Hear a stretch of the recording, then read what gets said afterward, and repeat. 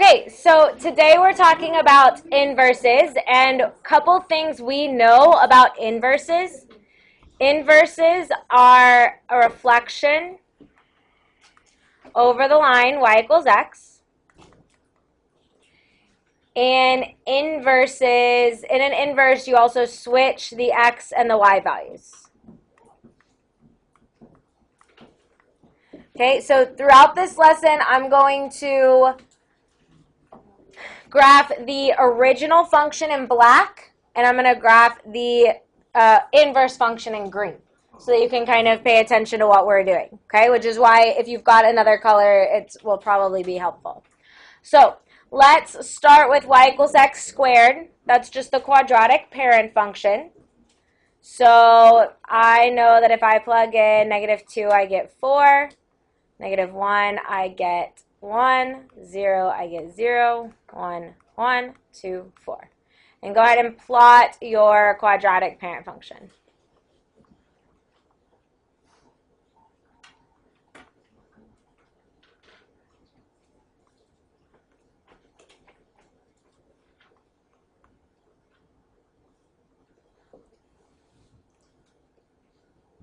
You're just going to wait, make a copy. All right, so to get the inverse, I'm going to switch my x values and my y values. So it's going to become 4, -2, 1, -1, 0, 0, 1, 1, 4, 2. Go ahead and plot your inverse. Why don't the points 0, 0, and 1, 1 move? Good. They're on the line y equals x. And anytime you have points on the line of reflection, they stay on that line. Okay? What is the domain of our original function? You can cross off where it says vertex right here. What's the domain of our original function? Okay, and what's the range of our original function? Good, 0 to infinity. All right, now look at our inverse. First of all, is our inverse a function? No. How do we know? It does not pass the vertical line test. We have multiple x values that pair up with more than one y. Okay? So what is the domain of our inverse graph, our inverse relation? And what's the range? What do you notice? Yeah, the domain and the range flip. Okay? If I had restricted the original function, the domain of our original parabola, if I had restricted it to just this positive x part, then I would get the graph of just our square root function. It would be a function, okay? But because I've got both parts of the parabola, when I get the inverse, it's not a function. It's actually the positive square root function and the negative square root function. Let's see algebraically why that is. I have y equals x squared. Remember, to find the inverse algebraically, you flip the x and the y. And then when I take the square root of both sides, what must I write in front? Yeah, so this is plus or minus the square root of x equals y. So this is why we have the positive square root function. And then the negative gives us this bottom half, this reflection across the x-axis. Okay? Questions on this? Okay. Let's look at number 2.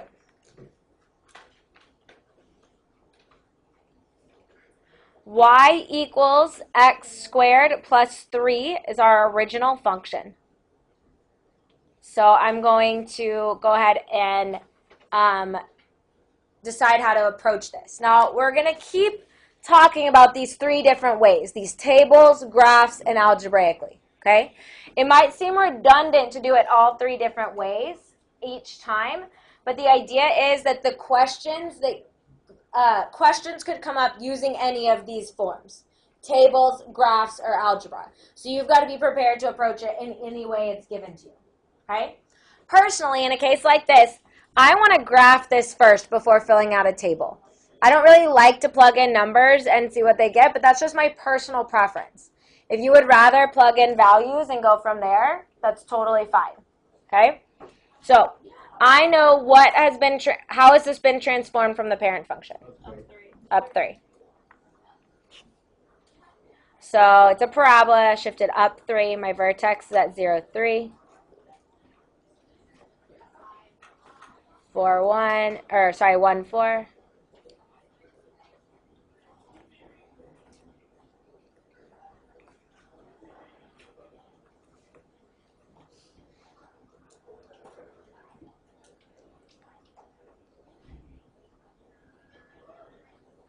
Okay?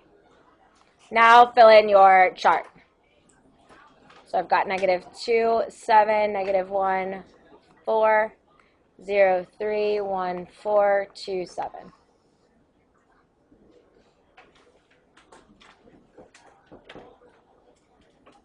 Okay? To get the inverse, what do I do? Flip the x and the y values. So 7, -2, 4, -1, 3, 0, 4, 1, 7, 2. And plot that.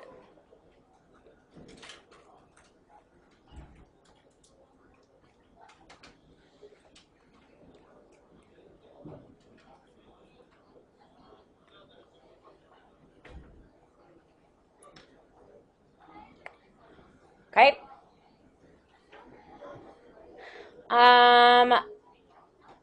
Do you see how it is a reflection over the line y equals x? If you fold it along that line, you'd end up with a mirror image. All right, let's solve this algebraically. I've got y equals x squared plus 3. Switch your x and your y. What would I do first? Subtract 3. So I get x minus 3 equals y squared. Then I would take the square root of both sides. And when I take the square root of both sides, what do I add in?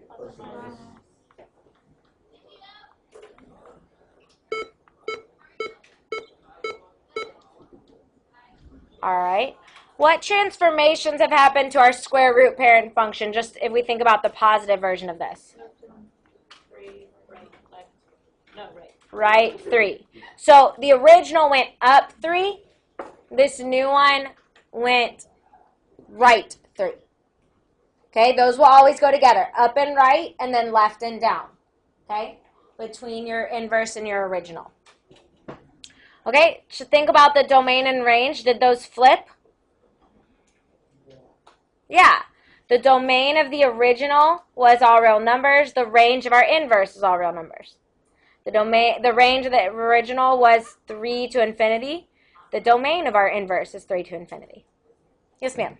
Will that always happen? Mm-hmm. Will it always go from up to right? Mm-hmm. Mm-hmm. It will. Okay. Please go ahead and try number 3 for me. You can start with the table, you can start with the graph, you can start with the algebra. It's up to you. Just make sure you get to all 3 parts. Yep, try number 3, please.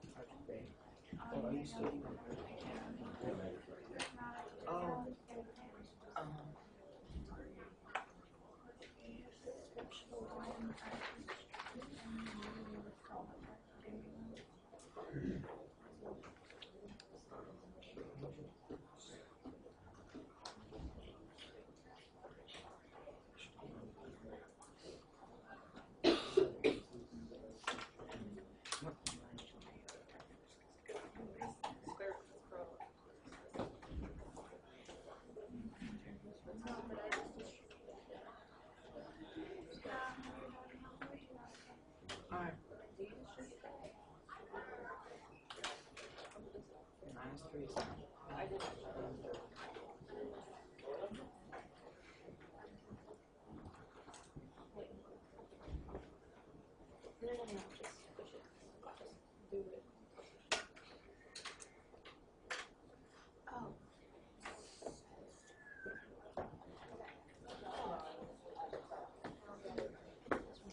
All right, how are we doing? okay right now. You ready to see it or not yet? Not yet. Not Okay. yet. Not yet. Take another moment or two. Talk to each other.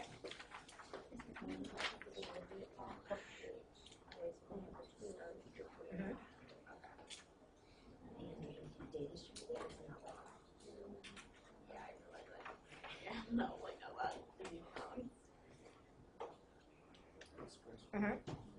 On the alphabet,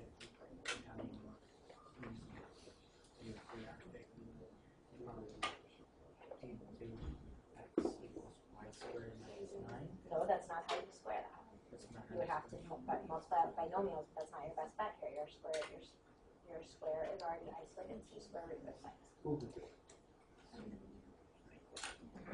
Okay. Don't forget your plus or minus. Alright. Check in with people around you, see how they're doing, see how you're doing.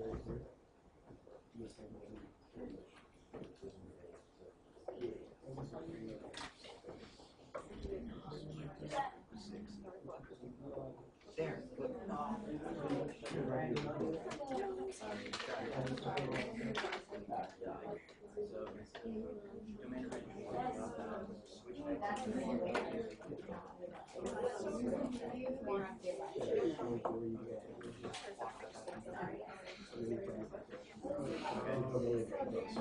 Okay, guys, a lot of you are making this way harder than you need to.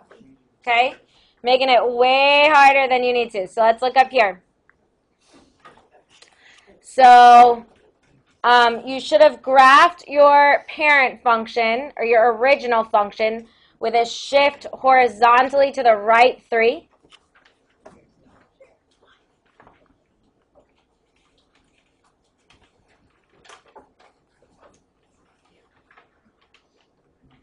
Hopefully everyone at least got that part, yes? Yeah. Okay, so that should have been 1, 4, 2, 1, 3, 0, 4, 1, 5, 4. Okay, now to get your inverse here, flip them. Oops, sorry. In green, 4, 1, 1, 2, 0, 3, 1, 4, 4, 5.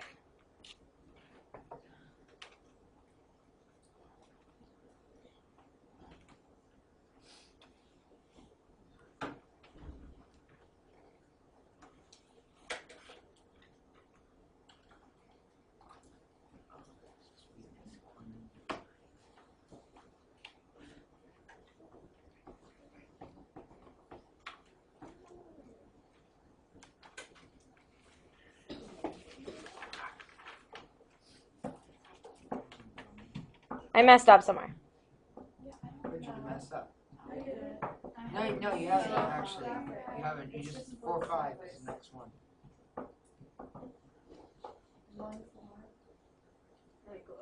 No, you go out. 4, 5. Oh, okay, sorry. I wasn't I couldn't picture it on my Oh, favorite. it's all right. Okay, there we go. Sorry about that. Okay, I had a brain freeze. You know where it just stops, you just lose it? Okay. Algebraically, pay attention here. A lot of y'all are making this way too hard and or making math errors. You cannot, I repeat, you cannot distribute this 2 to make this x squared minus 9. That is illegal. It has been illegal since you learned it in Algebra 1. It has been illegal every day in this class. Okay? Break yourself of that habit. Force yourself to stop. At any rate, you don't need to square this at all. The square is already isolated. So just switch your x and your y. Take the square root of both sides. And when you add in the square root, what do we add in? Plus or minus.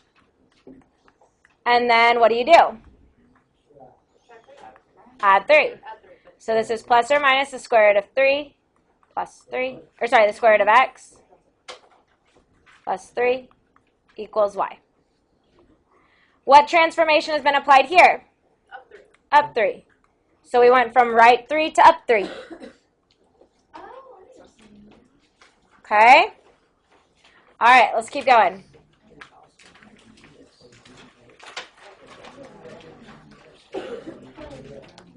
All right, we're given y equals plus or minus the square root of x plus 3 minus 1. Okay? So let's worry about graphing the positive square root part first. What are the transformations? Left 3, down 1. All right, so I'm going to take my original parent function of my square root, left 3, down 1, left 3, down 1, left 3, down 1. Okay? Now, I've got to get that minus part as well. So what you want to envision is a dotted line through here. And essentially, you're going to reflect this top piece over that little dotted line through your starting point. So we went over 1, up 1, so now we're going to go over 1, down 1. But it's going to be a sideways parabola. Over 4, up 2, over 4, down 2. That plus or minus of the square root function is going to look like the sideways parabola, like how we learned in conic sections, where it opens to the side. Because it's not a parabola. It's the top piece of the square root function, and then it's the opposite, the reflection of the square root function. Everyone okay with that? Okay. Wouldn't it always be like that for a square root function? Yeah, if it's plus or minus a square root function, it will always look like this. But like, why isn't it normally like that? 'Cause if you A square, why isn't like the square root parent function like this? Because remember, we have domain restrictions on our square root function. I can't take the square root of -7. oh yeah. So that's why we have domain restrictions. Okay? We have range restrictions because when you take the square root of a positive number, it's always positive. And so they're now using the plus or minus to get that second branch of it. Excuse me. Okay. Sorry, let's fill in our table. So I would have -3, -1, -2, 0, -2, -2, 1, 1, and 1, -3. And you can write these in any order that makes sense to you. It doesn't have to match my order. All right, flip them for your inverse.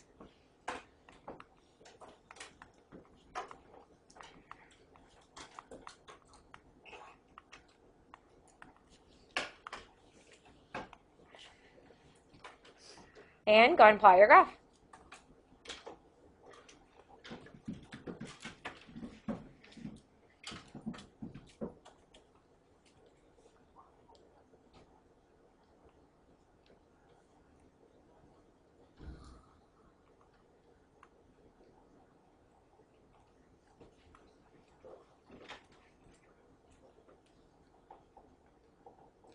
Questions about this one?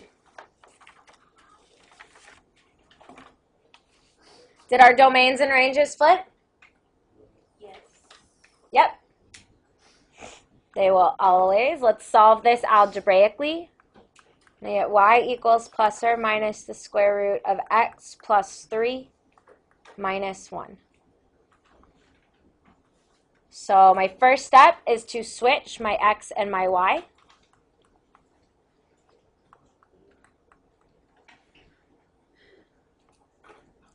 All right, what would I do first? Add 1.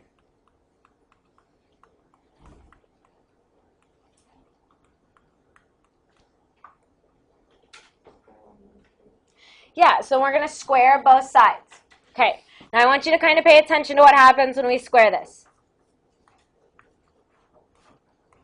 When I square the plus or minus of this square root. That's like me squaring positive 4 and negative 4. When I square those two numbers, what happens? You get the same answer. So that square there is basically negating our plus or minus. Because when I square a positive and a negative version of the same number, I'm going to get the same answer. Do y'all see that? So the plus or minus goes away at that point, and you end up with x plus 1 squared equals y plus 3. And then what would we do? Subtract 3. So we have x plus 1 squared minus 3 equals y. What are transformations that have been applied? Left 1, down 3. See the relationship here? Down 1 turned into left 1.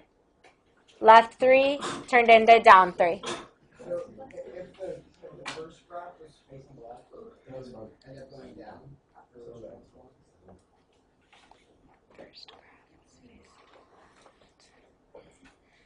Say that one more time. If like the black line, the black graph was facing left, Okay. first, would the transformed product be facing down? Yes. Okay. Let's move on to some cube roots and square and cubics.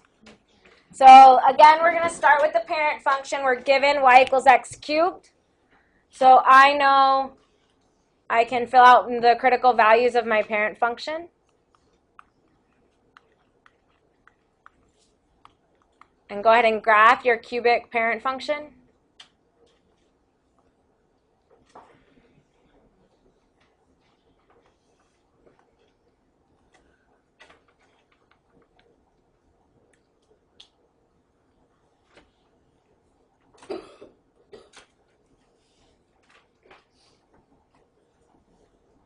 Everyone okay graphing that? Okay, now when we flip those values, what graph do you think we're going to end up with? Sideways. Yeah, and what's that called? Yeah, we're going to end up with the cube root parent function.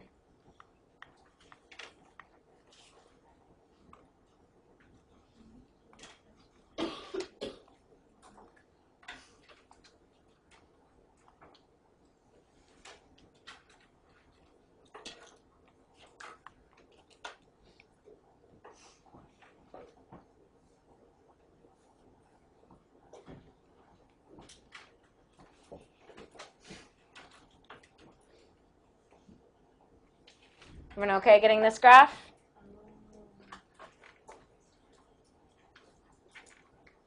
Let's look at it algebraically. I know it's real simple, but let's just look at it real quick. We have y equals x cubed. So I switch this to x equals y cubed. And then what do? Cube root. Do you have to add a plus or minus when you take the cube root? No. No. So that's why we just end up with the cube root parent function. Questions?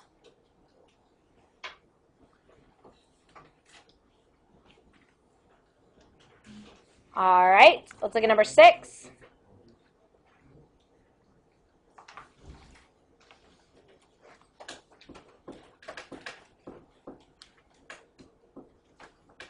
Okay. What's the graph that we're going to start with going to look like? What's its parent function? X cubed, cubic. Be real careful on these that you start with the cubic versus the cube root, because it's real tempting to do the opposite. All right? So I'm going to start with the cubic. If you need to sketch out the parent function, go for it. What are our transformations here? Reflect across X and down 2. All right, so picture your cubic parent function. Okay? And then move. Reflect across X, down 2. 1, 1, I reflected across X, down 2. -1, -1, reflect across X, down 2. 2, 8, I reflected across X, 2, -8, and then down 2.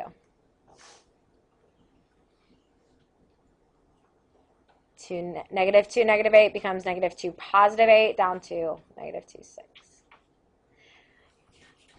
This is my personal preference. I like to graph it first, then fill out the table. It's your call, though. If you would rather plug in numbers, fill out the table, and then graph it, that's totally fine. You don't have to do it this way just because I am.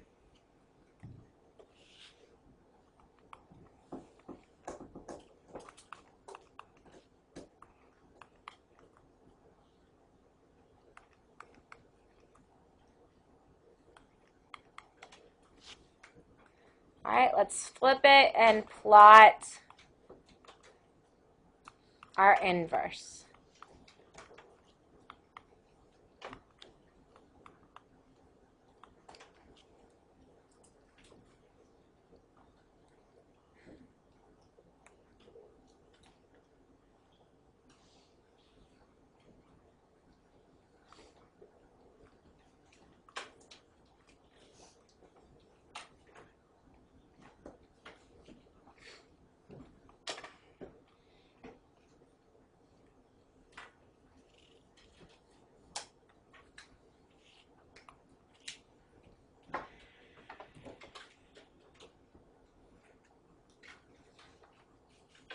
All right, let's go ahead and do it algebraically. Y equals negative x cubed minus 2. I'm going to flip my x and my y. What would I do first? Add 2. What do you think I would get rid of next? Yeah, this negative. Now watch what I'm going to do here. I'm going to leave this as a negative outside of the parentheses. My reason is if I asked you to find the inverse and then graph it, it's going to be really beneficial to you if it's already in that transformation form. That one we talked about yesterday where it was the square root of b times x minus c, close your parentheses, plus d, okay? It would be silly to expand it out and then have to undo it. All right, what would we do next? Cube root.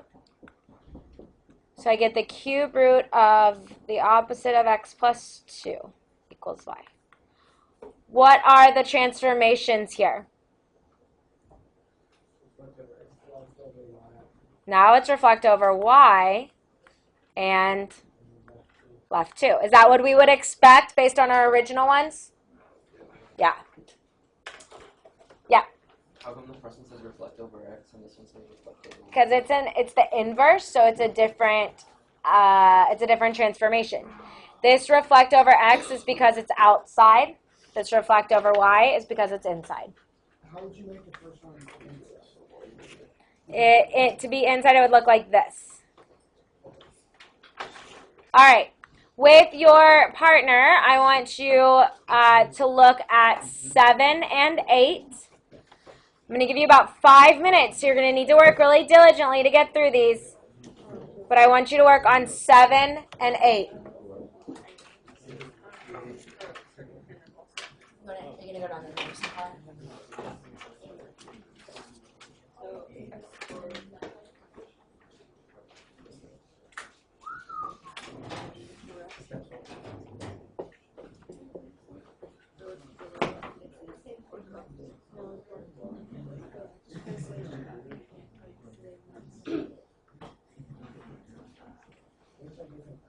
Let's go, guys. You don't have time to waste to get through these two problems.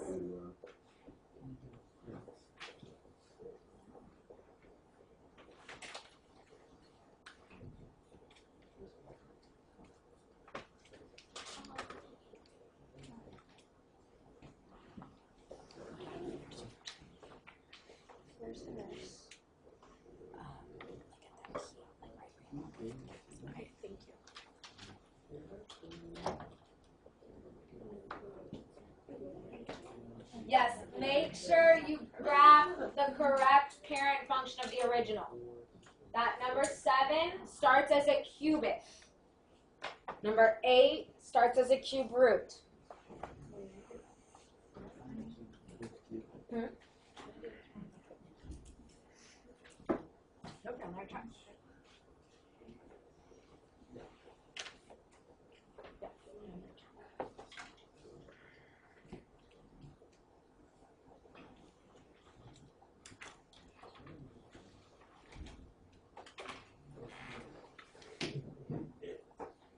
No, I got you. This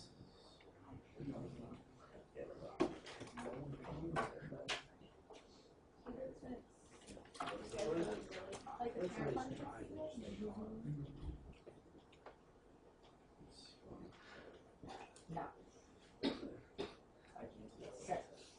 Oh wait, Q this?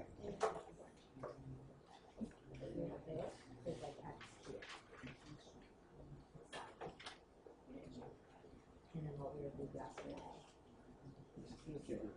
Okay. So they're inverses of each other, but if it starts, you gotta figure out where it starts.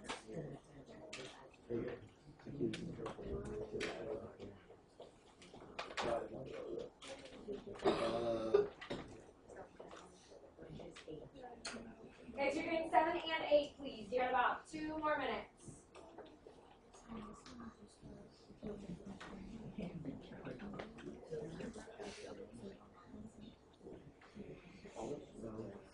Yeah, you're going from a zero to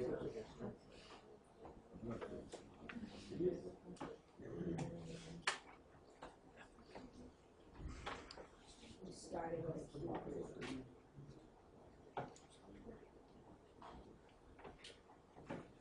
See on the computer?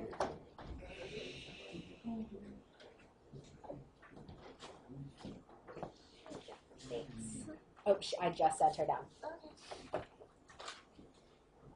She,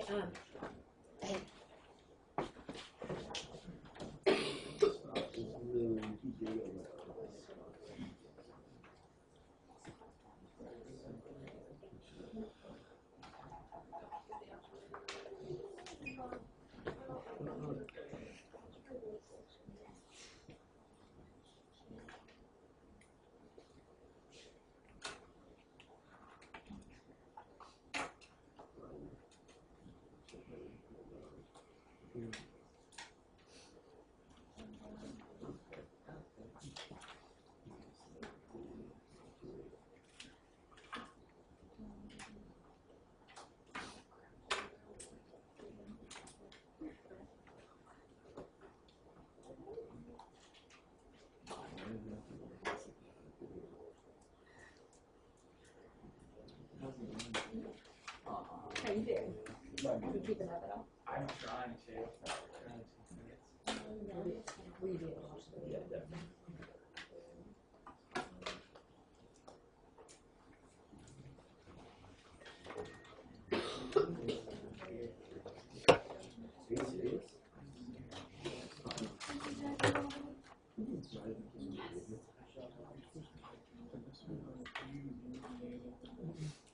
Only if it's a negative hash to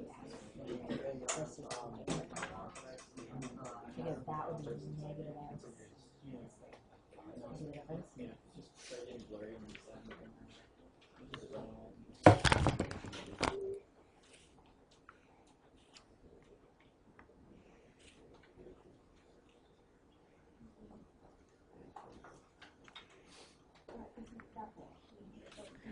All right, glance up here to check your number 7. Can you even see that? Even if you're still working on number 8, take a pause for a moment, glance up and check your number 7. Any questions on number 7? I would bet if you made a mistake, it was that you used the wrong parent function to start. So make sure you're being careful about that.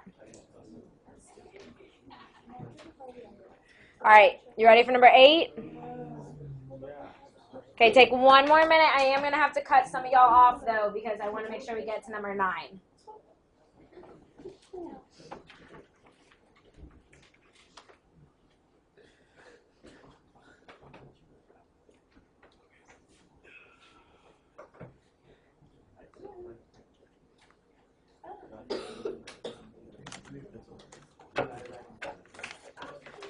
Those of you who are done with number 8, you can glance up here. If you didn't finish number 8, that's okay. We've done stuff just like it. You're just not going to quite have all of it. Are there any questions on number 8?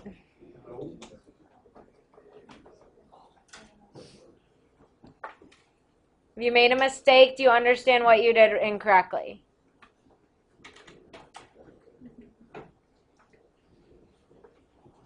Good? All right. Let's look at number 9 real quick.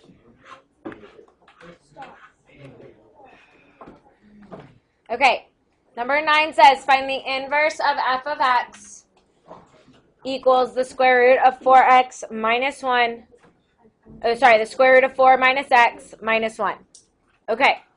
We also want the domain of the inverse. All right?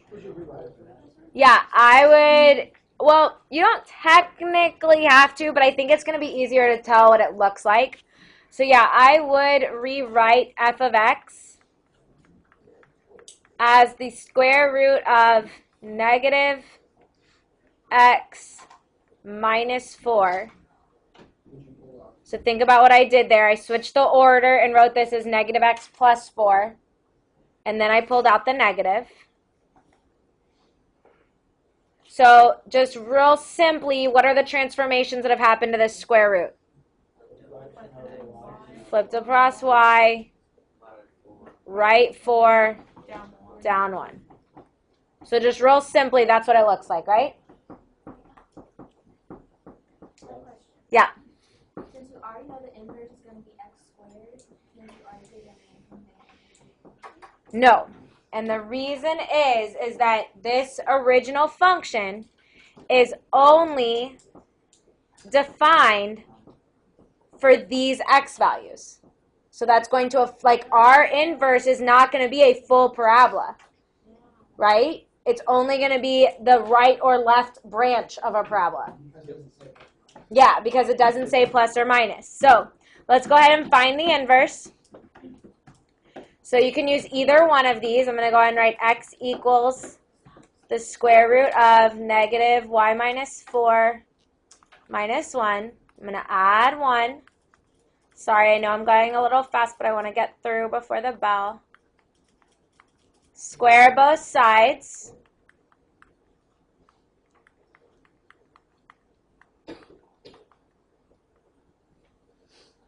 Okay, this negative, I go out here, so it becomes negative x plus 1 squared equals y minus 4, and then I add 4. Now, if I just wrote this down, it looks like a parabola, right? Say a domain of all real numbers, a range of, let's see, it's up 4, so 4 to infinity. But that's not the case. When you pay attention to this part, when you start with a square root function, when you end, you must include the restriction on your domain.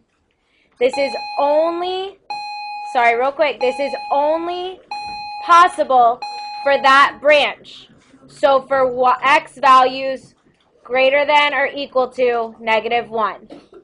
So you would have to include that on your answer. Okay? Here comes your homework. On number 8, you need to tell yourself the hint that you must rewrite it in vertex form in order to find the inverse. How do you get to vertex form? What do you remember? Completing the square. Completing the square. I am not here on Tuesday, so I will see you on Wednesday. Have a wonderful weekend. Hi, lady.